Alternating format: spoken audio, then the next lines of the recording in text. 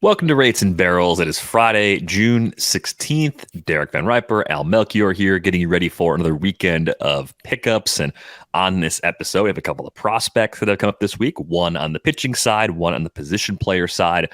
We'll talk about a few other players coming off of injuries, demotions, all sorts of big news from the week, and some recent strong performances that might be pushing players back onto rosters in more shallow formats as well. And as we do each and every week, we'll take a look at some two-start pitchers and some streamers as well. So it's the weekend preview episode of Rates and Barrels. That's what I like calling it, the weekend preview. It's not a fab podcast. It's a weekend preview. Al, we begin today with the Dodgers promoting Emmet Sheehan. He's going to pitch against the Giants for his big league debut on Friday. He's making the leap straight from Double-A to the big leagues. Dodgers have had a lot of injury issues in that rotation, and Sheehan's been one of the biggest prospect risers of the season. This is a guy that I think was outside of most analysts' top 100 lists and has jumped on some midseason lists into like the top 25 range. He's really just taken off in this organization. Interesting thing I saw in the player outlook for Emmet Sheehan, I was reading his RotoWire player outlook. I love the profiles they do. They used to have that magazine with the big A to Z section. They still write those great player outlooks on all the player pages. Emmet Sheehan's fastball has an attack angle that is very similar to Joe Ryan's. And if you remember, Joe Ryan, when he came into the big leagues, had like a 92, 93 mile an hour fastball, and it worked really well because of its deception. It has that sort of illusion that it's rising. Sheehan throws harder. He's got more of a mid-90s fastball that can touch 99. So it's that pitch plus a changeup as his main pitches that he uses. A lot of success in the Double-A level so far this season. And really the biggest question is just workload expectations on top of skills, right? Any young pitcher, you look back at the past workloads, we saw 92 and 2/3 innings from Sheehan back in 2021. That was his draft year, including what he did at Boston College. And then we saw 84 combined innings last year between the minor leagues and the Arizona Fall League. So you start to do the math. You say, hey, he's thrown 53 1/3 innings at Double-A. If you want to use 92 and 2/3 as the previous career high, I have no problem with that. Add 30 or 40 innings, you're in that 120, 130 range, which means 70 to 75 innings today forward is probably the limit for Sheehan going forward. So it's not quite as extreme as Yuri Perez in terms of how he might be handled going forward, but there are restrictions in place. And of course, then there's the other Dodger starters. The path to stay in the rotation requires pitching well because there's a lot of competition and that you have injuries sort of persisting with this group. Julio Urias, for what it's worth, will need a rehab assignment. That could begin very soon. But Urias, Kershaw, Gonsolin, and Bobby Miller, that's only 4 starters. I don't think Noah Syndergaard's getting a spot back. So this looks like Sheehan and Michael Grove sort of competing for the 5th starter spot against the other Dodgers prospects that are still waiting for opportunities at Double and Triple-A.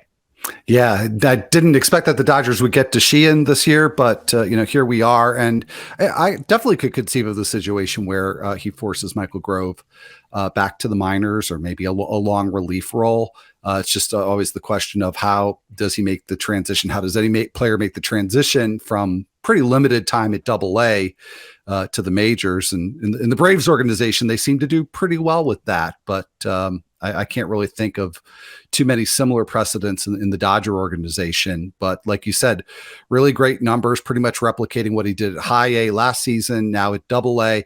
And I hadn't read or seen that Joe Ryan comp, but I find that really encouraging because I remember when Ryan came up and people were sort of naysaying him and saying, yeah, he doesn't throw that hard. Those numbers aren't going to translate.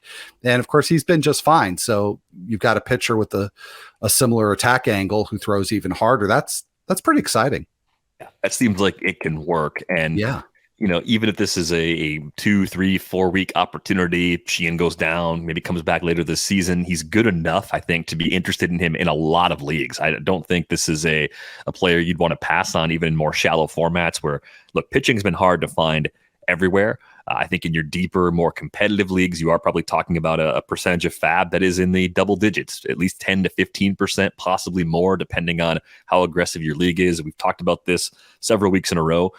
if you spent the money already, you probably can't be as aggressive as someone else can be. That was the problem with Ellie De La Cruz for a lot of people last weekend. It's going to be a problem for Emmet Sheehan for some folks this weekend as well. But this is kind of making me think about Fab a little differently this season, and having so many prospects coming up, so many pitching injuries opening the door for guys that we didn't necessarily expect to see this year. I used to have a greater sense of urgency in April and May when prospects would come up, because my thought was, if they're not up by now, they're probably not coming up in June or July. Maybe they'll come up in August and September and get that late season taste of the big leagues. But maybe teams are just going to be quicker to, especially with pitching, fill needs internally with prospects, as opposed to using some of those more traditional up and down organizational filler type players. I hate using that term, but I can't think of a better way to describe it. Right. Those veterans that get kind of caught between AAA and the big leagues, the 25, 26, 27-year-old guys that just chew up innings. I think teams that have guys like Ian increasingly are willing to push those chips in. And Fab is basically fantasy baseball's version of the Monty Hall problem. When do you want to push chips in? Door number one, the prospects being called up this week. Door number two, the prospects being called up later. We don't know who they are or when they're coming up, but we know they're coming at some point. And then door number three, all the non-prospects who might just be good or better than some of the prospects that you're looking at today. And those players tend to be a little bit overlooked sometimes. And the reality is, any and all those players could be goats, like the lowercase goat, and then some could be like capital GOAT. So it's such a hard thing to figure out in any given year. And I think the landscape of how teams treat players is changing in a way where we probably have to rethink just how aggressive we are with some of the earliest promotions that come at the beginning of the season. Yeah, well, and this sort of piggybacks off of the discussion that we had on the last Friday's show about how do you deal with Fab when you're already depleted. Here we are a week later, and some of us maybe lost a 10 or 20% chunk of our original budget since we had that discussion. And what do you do? And this announcement came after I filed the waiver column this week, so there's no discussion of Sheehan in there, but it probably would have changed the discussion that I did have in there about Christian Encarnacion Strand, because my argument there was, well, it seems like the prospect call-ups are kind of trickling to a halt here, and we don't know when Encarnacion Strand is going to come up, but maybe, now's the time. How much longer can the Reds wait? And now you have to decide, okay, am I really going to go for it with him, or am I gonna now reinvest and try to reinforce my pitching with Sheehan? So that's a tough call. I think it to some degree has to be needs based then in terms of who's going to help your roster more.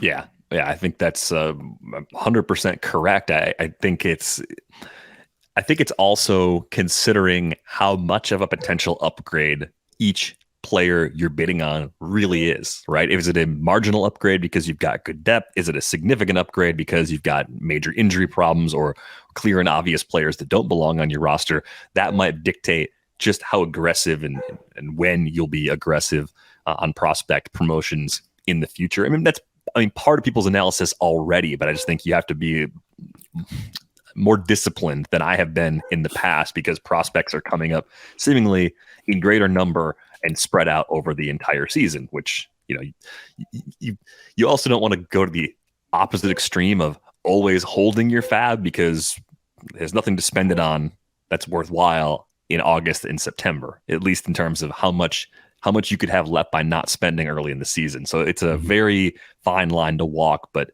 the landscape is changing. And we have another prospect up in San Francisco on the position player side because of the Mitch Haniger injury suffered earlier this week. Luis Matos, we talked about on Project Prospect, got the promotion, already has his first big league hit.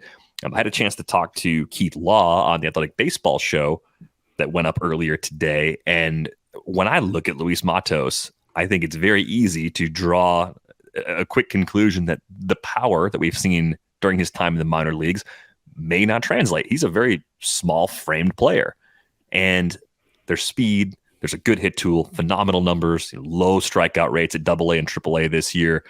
He's going to play center field, kind of a clear area of need for the Giants. There's a ton to like here.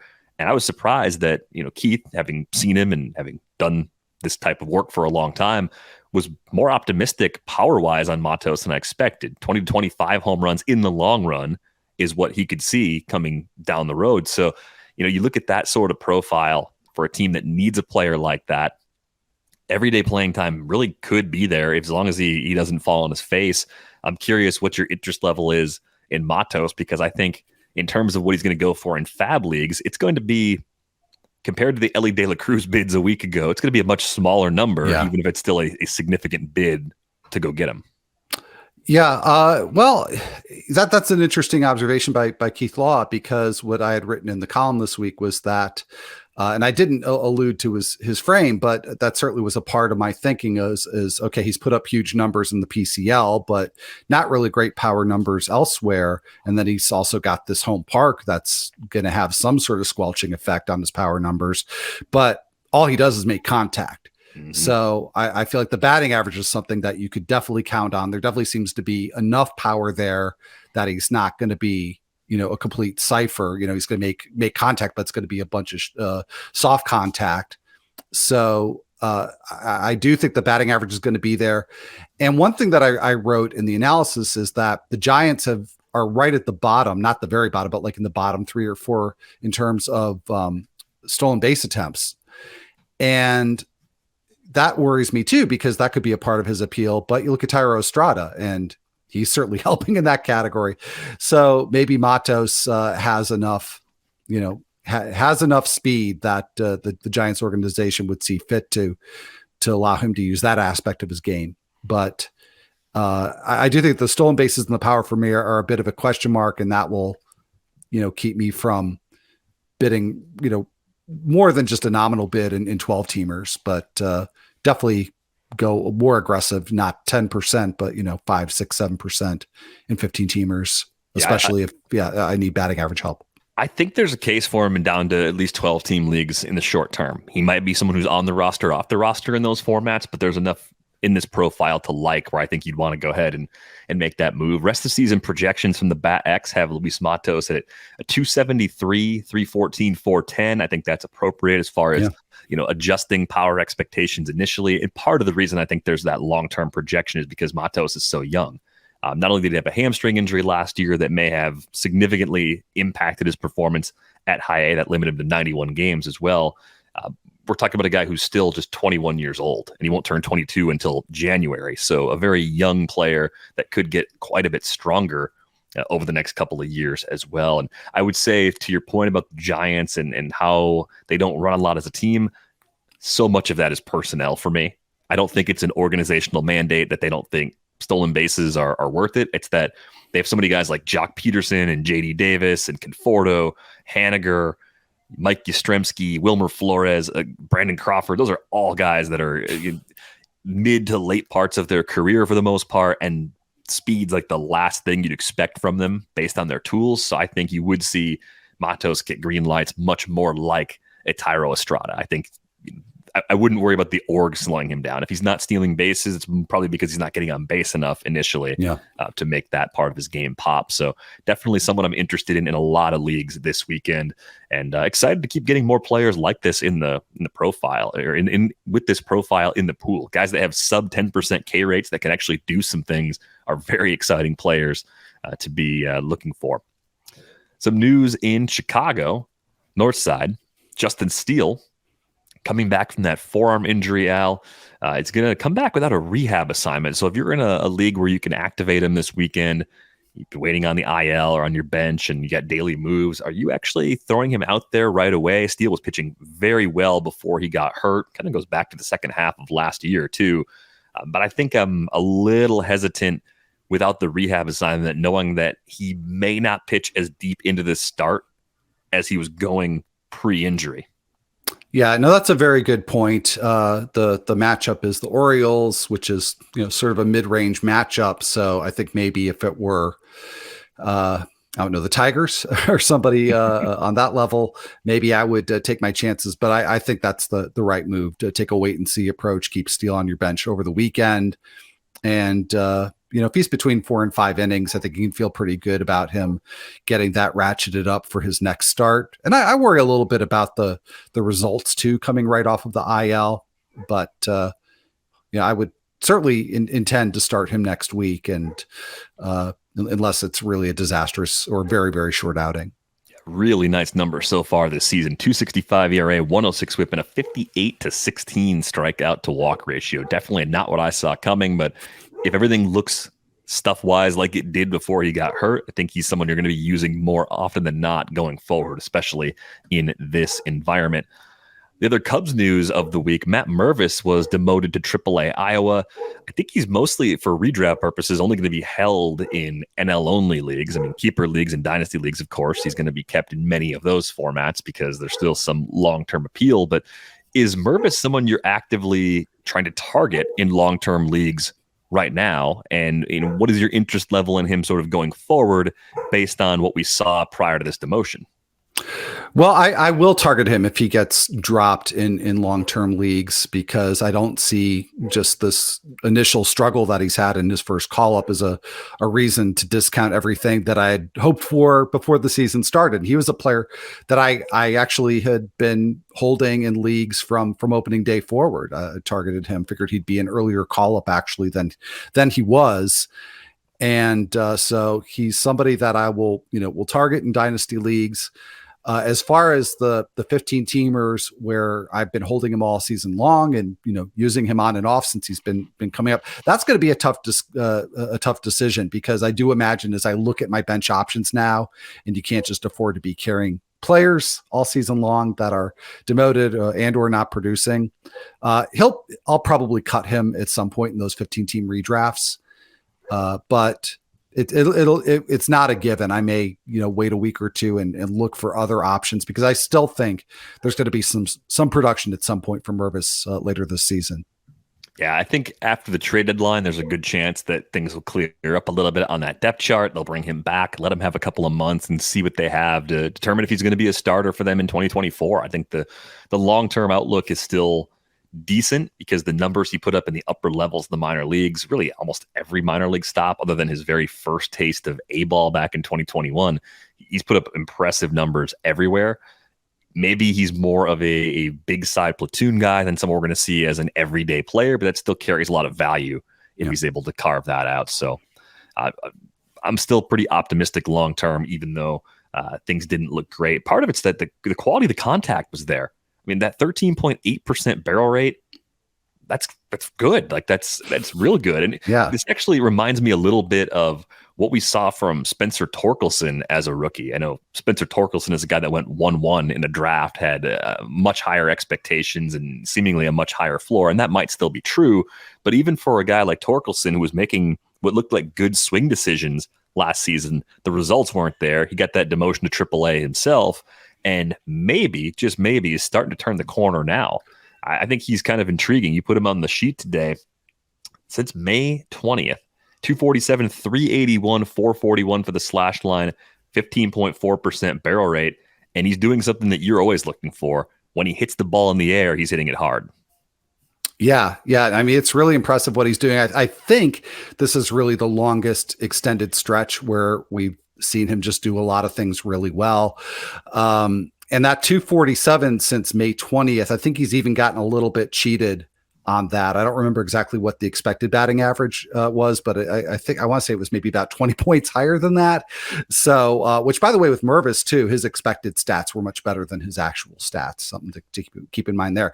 But it's not only that he's hitting with a little bit more power, but he's since that cutoff date, May 20th, he's got a 381 on base percent. So his walk rate is just shot right up. So there's just a lot of good things happening for Torkelson all at the same time. And when you factor in DVR, exactly the thing that you raised, that he was a first overall pick, somebody who came in with all this prospect pedigree, it's a little bit easier to buy into the narrative that, okay, now Torkelson is finally putting it together and putting up some numbers that we probably hoped and expected we would have seen this time last year. Yeah, I think when you take a look at performances to date this season, and then you look at rest of season projections, you'd find that Spencer Torkelson's got one of the more favorable gaps where the projections are still very optimistic. We've seen some underlying improvement this year in that the barrel rate's a tick higher. He's hitting the ball in the air more often. Those things are all good. But if you look at the Tigers as a team, Spencer Torkelson actually has the best projected WRC plus of the entire roster for the rest of the season at 122. That's with a 255, 333, 466 projection going forward. So that'd be better than what he's done so far. Not quite as good as what he's done in this recent stretch, but things do seem to be going in the right direction for him. So I think if you're in a shallow league, you're looking for some help on the corner, Torkelson could actually be a good solution. I don't know if there's a lot of deep leagues where he's available, but might be playing his way into some of those more shallow formats. The other Tigers news item of the week, by the way, Tarik Skubal progressing in his rehab assignment. Really the selection for this week's installment of injured pitcher you should try to stash where available.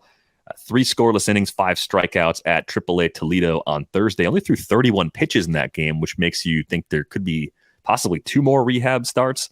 But at least 1 more seems likely before a possible activation. And if that happens, like a week from Saturday, a week from Sunday, if we see him back in the Tigers rotation, that first start back could be one with some kind of pitch count. But I think the important thing with Skubal, compared to some of the prospects we've talked about in recent weeks, there probably won't be a season innings cap workload concern for him at all. Once he's back, he just goes every 5th day and pitches as deep into games as he can based on how well he's pitching. And that's pretty exciting. So I think I'm definitely trying to stash him now. I think if you did it a week ago, you were further ahead of the curve and you probably saved precious fab dollars in leagues where those are used. But I think Skubal has shown enough ability to make adjustments during his time in the big leagues where I'm pretty excited about what he might bring to the table over the course of the second half of the season. Yeah, and he's close enough now that I think that it makes sense if you didn't, like you say, do it a week ago. Now is a good time to do it because as he gets closer, I don't think he'll be back this week, but next week, he'll be much closer. Then there's going to be more anticipation, probably more aggressive bidding on Skubal. But it's easier said than done to do the thing that you suggested, which is, get a couple weeks or more out ahead of it, because I had Skubal and Maki and I dropped him because of wanting to, pick up some other players. And it wasn't an easy decision to make, but thinking about this time, I'd go out and try to pick him back up. Now I understand that Maki's a special situation that he has to already be off the IL, but just the idea that, you have to really watch the situation carefully. So in a league where you can stash him, I do think that this weekend is the time where you can do it and be able to also dedicate some dollars to Matos and Sheehan and some of the other players that we've talked about who might command a little bit more. Yeah, if you look at the pitch usage last year, he bumped that slider up to 31% usage, and that was a big-time adjustment for him. Good results on that pitch overall. He can get some whiffs with it. Opposing hitters didn't do a lot of damage against it. Still has pretty good velo on his fastball as well. Works in the changeup, works in the curve. I like the guys that can not only miss bats, but have multiple paths to do it, and Skubal seems like one of those players. So I'm excited to see him coming back here in the near future. We did see some Angels infield injuries. My goodness, I think it was within hours of me suggesting that the Angels might be real this year. The team looks a lot better. They were built with better depth this time around. They're playing well right now. Everything seems like it's falling into place. A bunch of stuff all broke all at once around the infield. Neto got placed on the IL with an oblique strain. Usually those can be 3 to 4 week injuries. So we'll see if he's able to get back maybe at the shorter end of that timetable. All of this is to say, I think Luis Rengifo is going to play a ton because Anthony Rendon is banged up, and Rengifo's sort of that first infielder up anyway. So with multiple injuries, he was already playing a lot as it was. Now he's probably an everyday guy, and he's the winner in all this. But it's really a bummer because Neto seemed like he was starting to put it together, and he wasn't even like a bad player upon arrival. He was just kind of underwhelming for shallow and mid-sized fantasy leagues because he was mostly in the bottom of the order.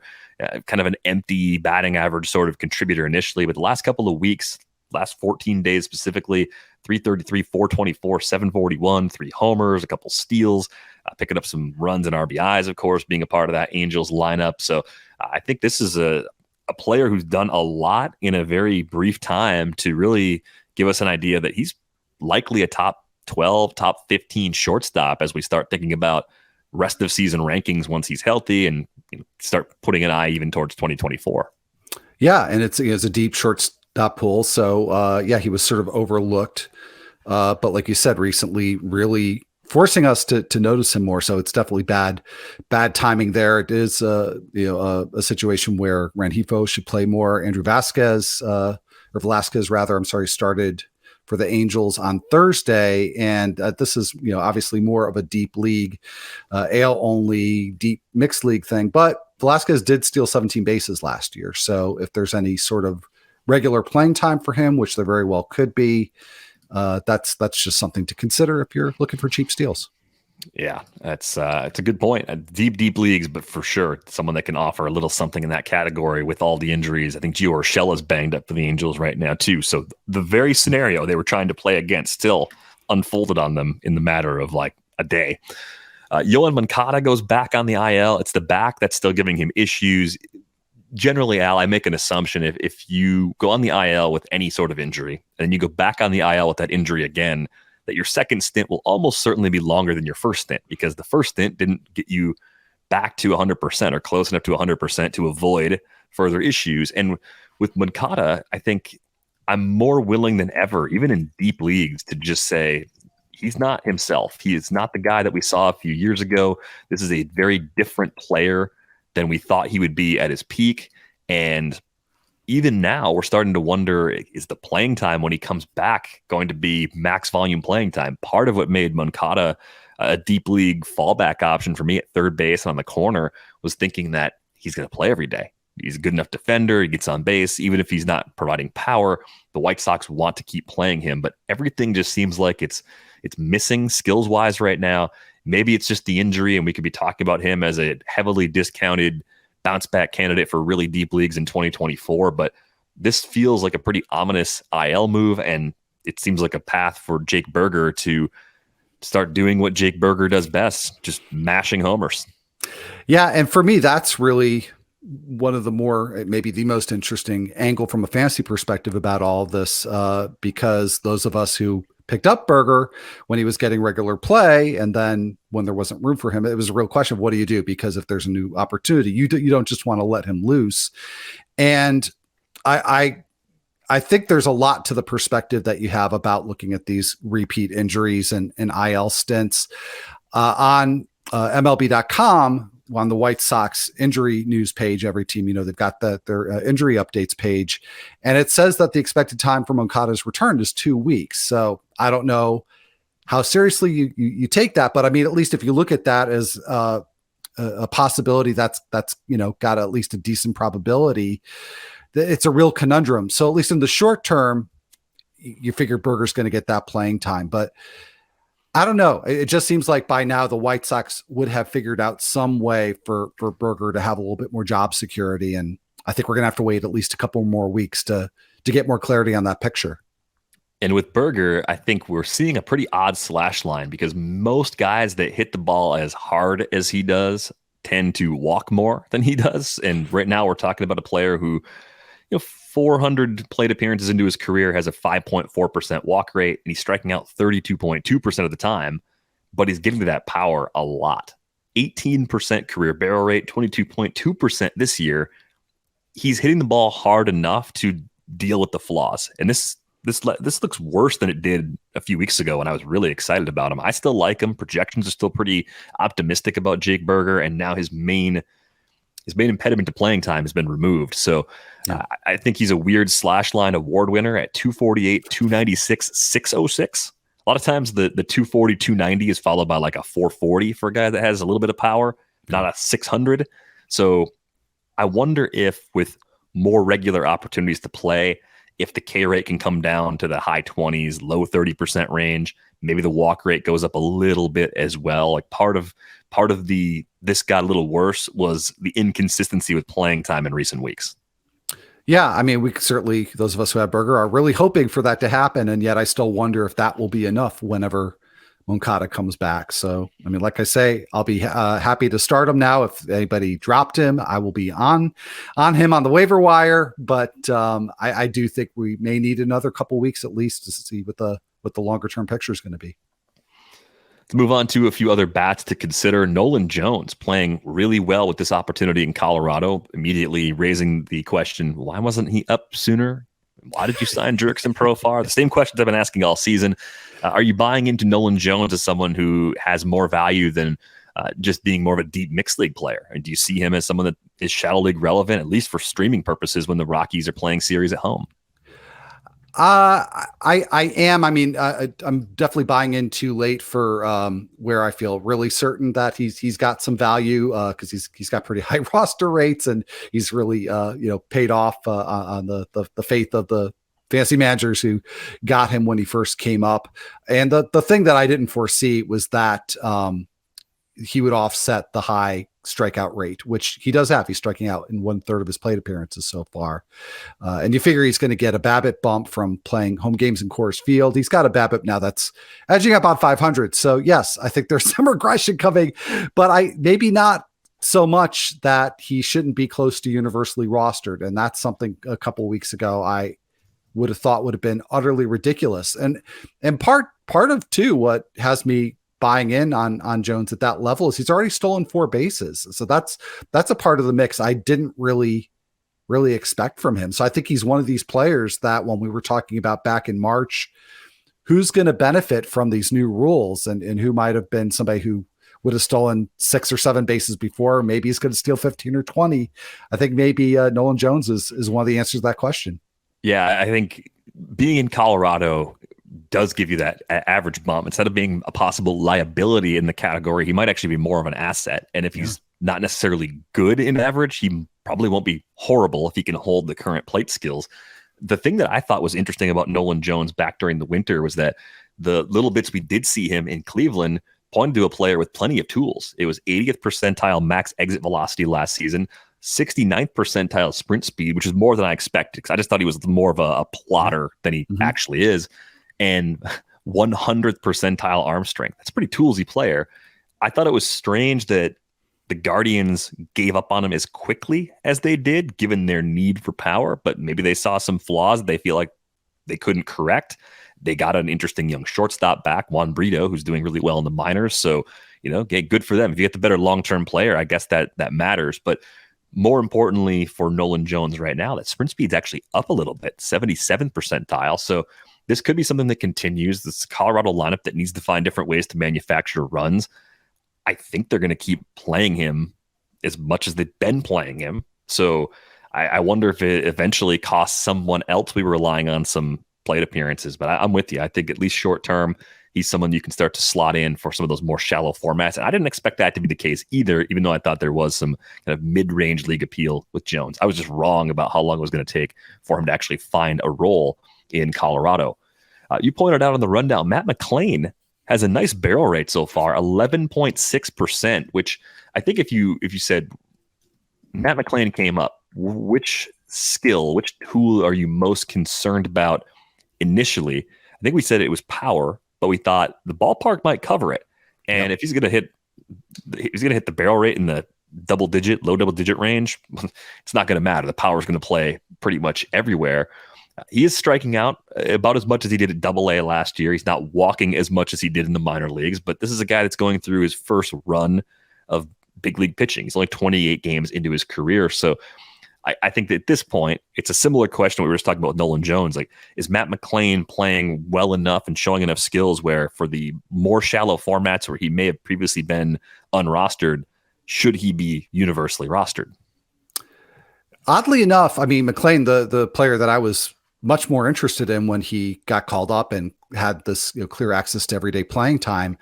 I have maybe more doubts about him now that I have about Nolan Jones because, whereas Jones, we figured he probably would strike out a lot. And, that was a concern. I wasn't that concerned about that with McClain, but like you mentioned, the strikeout rate is up. The walk rate is way, way down. He's kind of papering over that by hitting a lot of line drives, which is not necessarily something that he did a lot before. And then the one thing that I figured we would get from him are steals, and he's had just 2 stolen bases in his first 132 plate appearances. So that's definitely behind the paces that he set in the minor leagues. So I'm unsure about whether or not he's really going to be able to maintain the batting average. I don't know if the steals are ever really going to come. So long term, I like McClain a lot. I do like the the power, which is the point that you started out making, right? Decent power in the minors, that's really holding up at the major league level. And then he's got that great home park. So I think we could maybe see more to come in that category, but the overall picture, I would expect that we will see some regression. We've been wondering all season if the A's would continue to find useful fantasy bats for us, at least, just because there was so much playing time available. Jace Peterson made the rundown today, and I don't know if I can make a case for him outside of being a good roster glue in a 15-team mixed league. If you just need someone who will play and you need contingency bid options, someone who can do a little bit of everything. I think that's something Jace Peterson's done pretty well for the last few seasons, working more as a bench player in Milwaukee for the last 3 years. Kind of a low average, some power, some speed, pretty efficient base stealer. Each of the last 3 seasons, he's only been caught one time while racking up double-digit steals. He's about to do it again for the 3rd time this year. He's 9 for 10. Is there anything different in the profile with Peterson, or is this just more of the same and a guy that you can use the way I described, where he's a better fill-in than people are giving him credit for because of that speed?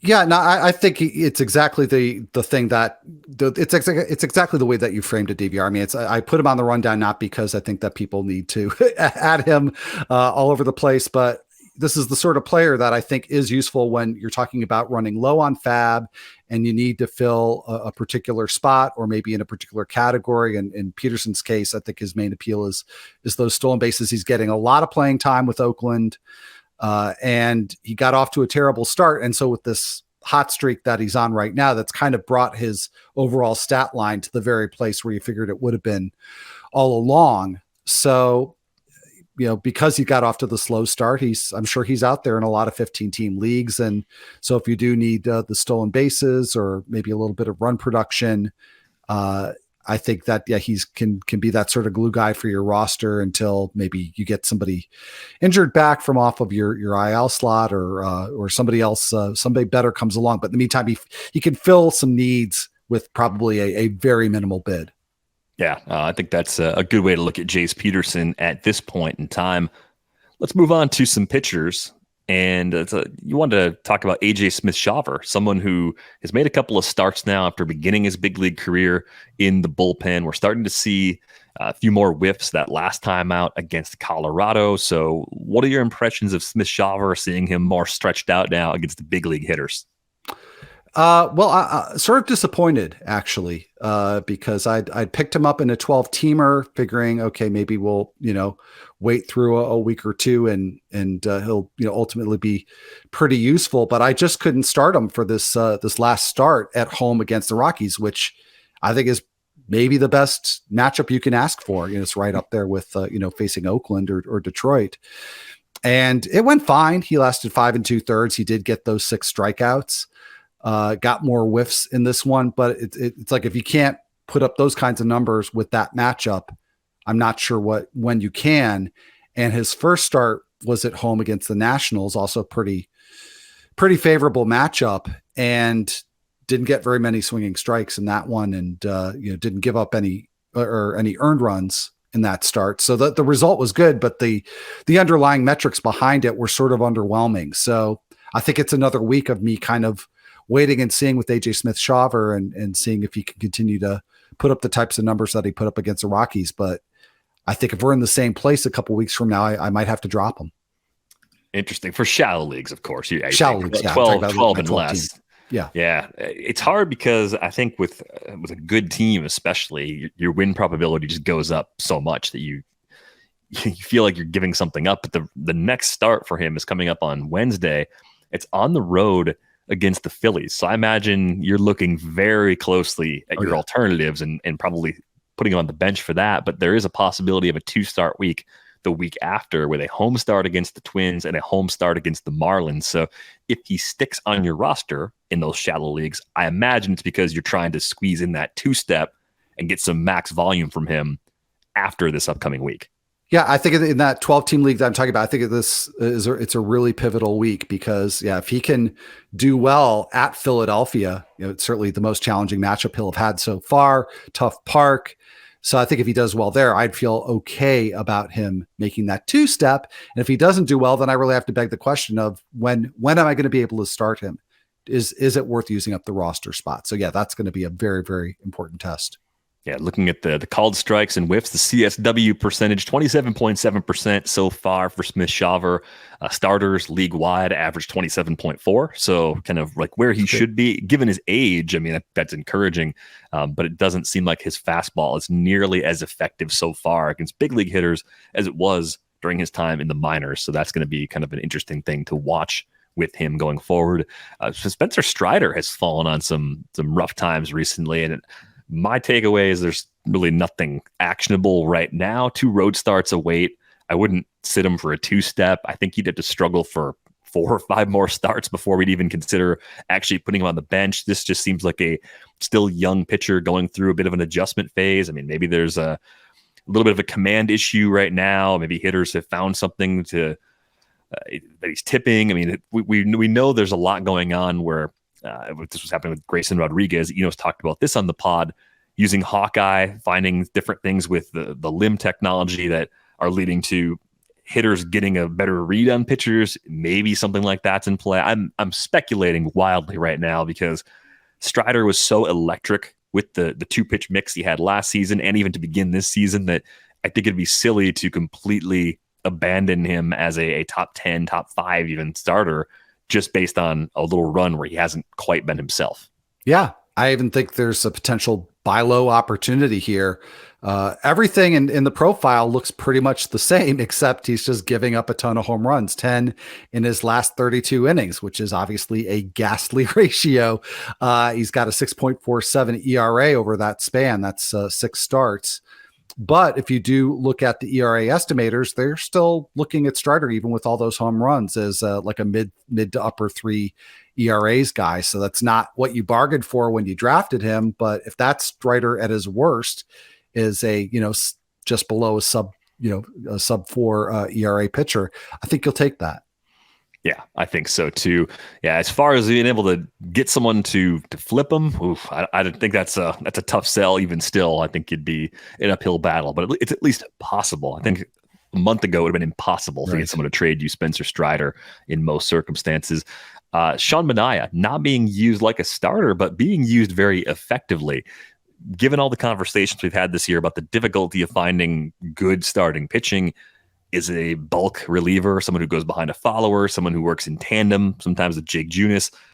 Is this absolutely fine as far as your deeper leagues as you try and round out a pitching staff any given week? I think in Manaea's case, maybe it's the best thing. I think the negative with how he's being used is it's not often that he's being used immediately after the opener. It's the third pitcher in. So I think that probably minimizes his chances for picking up a win. But, there's something to be said if he's feeling less pressure, or it's just a better situation for him to be beginning a stint in like the 3rd or the 4th inning, and he's putting up the numbers that he's put up the last few weeks. I'd rather take that than have him starting, maybe going a little bit deeper and overall having worse numbers. And he could still probably vulture some wins this way. So I'm interested to see. I saw a piece yesterday where Gabe Kapler said that Manaea's pitched so well, maybe he'll go back in the rotation. And sort of like, no, don't mess with the good thing. But it'll be interesting to watch. And I think even if he does go back in the rotation, there's just been such a stark improvement in his results that I'm hopeful that will translate, even if there's a change in role. For me, it's kind of like if they use him as a traditional starter or just let him start games. I think the way they've used him recently is a pretty good indication that we're not going to see him go 6 or 7 innings very often, if at all. It's going to be a lot of 4-inning starts and 5-inning starts where if he's pitching well, he'll get a little deeper. If he's not, they're going to be quick to go to someone else, just kind of flipping the order around, trying to get matchups set up the way that they want them. So it works in deeper leagues. It's very hard to use players like this in a shallow league, even when the performance is as good as it's been for Sean Manaea. Maybe some Sparpy goodness in some instances is kind of the way you could use him in those other formats. Let's get to a few 2-start pitchers and streamers. And I wanted to bring up Ryan Nelson again, a frequently discussed pitcher, because it seems like he's 1 or 2 more bad starts away from possibly getting sent down or getting moved to the bullpen if they don't make an adjustment to their rotation. Ryan Nelson is a 2-start week coming up. He's actually available in some of my deeper leagues still. Both starts come on the road at Milwaukee and at San Francisco. Part of this for me, Al, the Brewers offense is just bad. Like I'm not afraid of throwing even below average big league starters against Milwaukee right now. A little more concern, trying to mess with the Giants, given how well they mix and match and game plan. But I think Ryan Nelson's 2-step is a budget 2-step that I would actually consider, because I think the Brewers have become a team that you want to seek out for streaming in 2-steps. I'm with you there. And so I was sort of disappointed because I saw those matchups and thought, okay, maybe this is finally the time to go target Ryan Nelson. And I just could not find anything that really inspired any confidence in me to use him with what I agree. I think that's a great term, a bargain, a bargain 2-step, good matchups. Now Aaron Savali's got the even better version of it at home against Oakland. And then he's got the Brewers at home, but Savali's much more widely rostered. So as much as I've got some questions about what's in Savali's profile, I feel much more comfortable starting him than I would Ryan Nelson. So, that's not a good, vote of confidence when you don't feel good about using Nelson with those matchups. Yeah, I don't love it, but I actually would do it in 15-team leagues and deeper, and quickly plan on replacing him next weekend if I actually do pick him up for the 2-step. We talked about Cutter Crawford last week, knowing that there was a good chance his start against the Rockies wasn't going to be 5+ innings. He's still kind of stretching out. Are you still optimistic about him, especially with a 2-start week on tap? Both Crawford and Garrett Whitlock have the Twins and the White Sox both on the road for this upcoming week. I am optimistic about Crawford for all the reasons that we talked about last week. Just really good peripherals, but that start against the Rockies didn't go well. It's a little puzzling. Didn't go deep into it. Didn't get good results. So going into this week, if Crawford is out there, the only situation where I would think about targeting him is if it's a league where I have the bench space to stash him, because I don't think I would start him, even though these matchups are not really tough matchups, road starts against the Twins and the White Sox. But Whitlock, if you can get him, even in 12-teamers, I feel just fine about Whitlock. He's got good peripherals as well, and going much deeper into games at this point. So of those two, there's no question that Whitlock is the better option if you can have it. Yeah, I think Whitlock is pretty easily someone you should be picking up in your shallow leagues where he's still available. I think he has the skills to stick all season long in those spots. Crawford is, to me, maybe a person I'd have on a list with Ryan Nelson and probably ahead of Ryan Nelson, but I think Crawford's less available than Ryan Nelson in those deeper leagues. So you have to be mindful of that. Ranger Suarez probably pushing his way back onto the shallow league radar if he hasn't done that already, but some pretty tough matchups with Atlanta at home, and then the Mets at home. The Mets sans Pete Alonso, maybe a little less scary, but I'm curious what you're doing in leagues where you've got Ranger Suarez and a 2-step where that first start is a particularly tough one. I'd feel okay about using Suarez in a 12-teamer this week. And he is available out there in 12-teamers, at least some of them. So it's a week that, you're probably starting to get the picture. It's a really dreadful week for streaming pitchers. So, bad. It's kind of hold your nose with Suarez for that Braves start at home, which really does scare me, or, hold your nose for Savali with 2 good starts. I think they're two of your better options. Michael Lorenzen, who we've talked about within the last couple of weeks, has gotten kind of hammered his last couple of times out. So even with pretty decent matchups, I would definitely feel much better about using Suarez or Savali than Lorenzen. Yeah, I think Savali would be even higher than the others we've talked about so far. I think some people are going to be interested in Josiah Gray. He's throwing a new sweeper, home against the Cardinals, road against the Padres. No cakewalks there. I think the Cardinals' problems are not their lineup. It's the starting pitching. It's been the starting pitching all season. So I think you're taking a little bit of risk there. And with the Nationals, they're also not playing well right now, that you've got a low win probability anyway. So that one, to me, Josiah Gray sort of depends a little more on how much damage you are willing to potentially take on, even though he seems to be doing a lot to try and find different ways to get hitters out. I like seeing that. So I think he's one of those guys that you don't want to write him off completely if you've been ignoring him in more shallow leagues, because the tweaks he's making could actually make him a lot more effective and eventually lead him to spots where you do feel good about using him later on this season. The Pirates have Osvaldo Bido and Johan Oviedo going up against the Cubs and the Marlins. That seems pretty good. I think with Beto, I see more of what I described earlier, that sort of organizational guy that, yeah, he misses a lot of bats, but the results are never that good. So he's a little more of like an NL only league desperation volume play. But Oviedo keeps showing us little glimpses of maybe unlocking something. And I think this is a week where I'd be pushing Oviedo into those same sort of bids where I'm thinking about Ryan Nelson. I'm probably putting Oviedo just one notch ahead of him. Yeah, that's exactly where I've got him too. So I had bigger hopes for Oviedo back in March, and then he started off really well. A little bit of maybe confirmation bias there with those early starts. Hasn't gone so well for him deeper into the season. Those are pretty nice matchups on the whole. So yeah, I put him in the Ryan Nelson bucket of could do something with those matchups, but a lot of question marks, and maybe just put him a hair above Nelson. Some individual start guys. Well, actually, one more two-step. Daniel Lynch is the one that I think by name you keep wondering, like, is he figuring it out? Is there something here that we should be excited about? The last 3 starts trending in the right direction. At Detroit, lovely. At Tampa Bay, okay, that's tough. Yeah. Deep leagues only, I think, would be the approach there. Jordan Lyles has the same matchups. I wouldn't throw Jordan Lyles out there in an AL only league with those 2 matchups, just to give you an idea. If you can split them and just take the Tiger one, maybe in an AL only league, I would throw Jordan Lyles against the Tigers. That's about it. Yeah, I wouldn't even do that. And Lyles was a guy that it seemed like we talked about a lot in 2022 is, somebody maybe in this kind of week you would take a chance with, but absolutely not. But I think Lynch is interesting because the first 3 starts were all pretty solid, really encouraging. And then he just got absolutely hammered by the Reds in his most recent start, but he's getting so many whiffs on the changeup, like a really dramatic increase from last year. So it makes me wonder if maybe that for some reason that Red start was a little bit of an aberration, but I think that, if it was at Detroit and then something not quite as bad as at the Rays, I might take a chance on Lynch this week, but instead I think I'll sit back and watch. Yeah, a lot of the single start options you might stream in some leagues stand out as better plays than the 2-start guys we've talked about.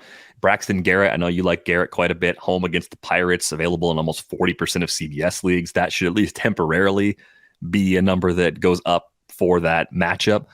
Ben Lively and Andrew Abbott against the Rockies, even with the underlying numbers for Abbott in these first 2 starts are concerning mostly because of the walk rate. He's had some issues with walks. I think I'd still trust Abbott enough to play him against the Rockies. Lively is still more of a mystery to me. I'm trying to be cautious about using him, especially at Great American Ballpark. Yanni Chirinos against the Royals. I think this is a spot where even a low strikeout starter could actually come through with a few extra Ks. So I'd be okay with that in some deeper leagues. Louis Varland. I saw this exchange on Twitter, and I apologize for not remembering who was having it. It's just one of those things that showed up in the For You tab. Thank you, Twitter, for that gift that just keeps on giving, mostly garbage. This was one of the rare times where it came through for me. Louis Varland, we liked him on this show because the stuff numbers are good, and then when you watch him, the velocity, the movement, everything looks good with Varland. He's had a pretty tough schedule. And that was something that was going back and forth in that conversation, was that maybe part of the reason he hasn't been great so far is that he drew some tough matchups. The skills are solid, 22.9% K rate, 6.4% walk rate, 12.2% swing strike rate. Those are all good. Homers have been the problem. Over 2 homers per 9. 4.70 ERA, 1.26 whip for the results, almost a strikeout per inning. This is generally a pitcher you would believe in, and because you'd say, okay, the home run rate, even if he has a home run problem, won't be that high going forward. So the ratios will come down to the lower mid 4s. Whip's not bad. Ks are there. If the matchup is good and the win probability is high, thumbs up. That's where I'm at on Louis Varland, especially against the Tigers. And just to shed some light on how difficult that schedule was, the last 5 outings for Varland: at Toronto, at Tampa Bay, at Houston before Yordan Alvarez got hurt, home against the Blue Jays, and at the Angels, which when they're healthy isn't a picnic either. So that's a pretty tough run of schedule for anyone to go through. And 6 home runs in those 5 starts have been a part of why those results haven't been as good as we'd hoped. Yeah. The underlying numbers that you mentioned, really encouraging. And now he's got a really great matchup. So while I preface this whole section by saying it's kind of a brutal week to stream pitchers. Varland, he's not really out there in 15 teamers, but I would be okay with using him in a 12 teamer this week, and I might just give him what the other options are. Yeah, I think the other interesting matchups, I mean, you've got the A's going up against Cleveland on the road, so Paul Blackburn might be useful in some deeper leagues. JP Sears in even more shallow formats, I think, has been pitching well enough to be used in a matchup like this. It's trying to decide what to do with Matthew Boyd and Reese Olson with home starts against the Royals. With Reese Olson, this week he had a pretty tough two-step, so if you had him on your roster, you were probably looking really carefully at your alternatives. I played him in a couple of places. Step 1 did not go particularly well, hoping step 2 goes a little bit better. I think even if step 2 doesn't go well this week, I would probably give Reese Olson another shot, at least in deeper leagues, going up against the Royals offense that's just been putrid this year. Yeah. They've actually fallen behind the A's in terms of winning percentage. Brutal. Yeah, which is absolutely brutal. So I kind of wasn't appreciating how bad the Royals have been this year, and now they don't have Vinny Pasquantino. So that's a really nice matchup. I think I'd be okay with Boyd in that one, and oddly enough, Olson, who I really was excited about. I think I would maybe do a wait and see with Olson on that, but I think I'd be okay with Boyd. I think I'm almost at the point with Olson where it's like, if you like him enough to keep him in a redraft league for this week, then you almost have to start him. I know those weird conditions are not, they're not necessary, but it's sort of like a conviction play. It's like, no, I like him enough to keep him. And if I can't use him in a single start against the Royals, what am I clinging to? What am I actually keeping on my roster? So that's the way I would think about Reese Olson in leagues where I've got him. And I think better days are ahead. I think he's going to miss some bats and ultimately be a useful back end starter for us in most leagues. Wade Miley also coming back. So pretty interesting matchups for him as well. So keep an eye out for how he does this weekend against Pittsburgh, just to get an idea of how stretched out he is and everything looks the way it's supposed to look for him in terms of his arsenal. A couple of notes on closers before we go. Liam Hendriks had a cortisone injection and a PRP injection in his elbow, so it will probably be a few weeks, if not longer, before he's ready to return from the IL for the White Sox, which leads us to say Kendall Graveman might be a pretty good pickup here for some saves, at least for the next 4 to 6 weeks. Kendall Graveman makes sense as an upgrade for contending teams' bullpens, so it may be short-lived, but if you're chasing saves this weekend, he might be one of the best options available. Yeah, I think he's the best option available in terms of leagues where maybe just about everybody who's getting a large share of saves is pretty much rostered. So I think Graveman's the best option there. I should have looked at this. I don't think I did, DVR, but I think that he might actually be more rostered than the Rockies closer Lawrence. So I think between the two of them, I think I'd actually rather have Lawrence, but I'd take Graveman for sure. Easily. If Justin Lawrence gets out of Colorado, I'm in, but I don't want anything to do with him in Colorado.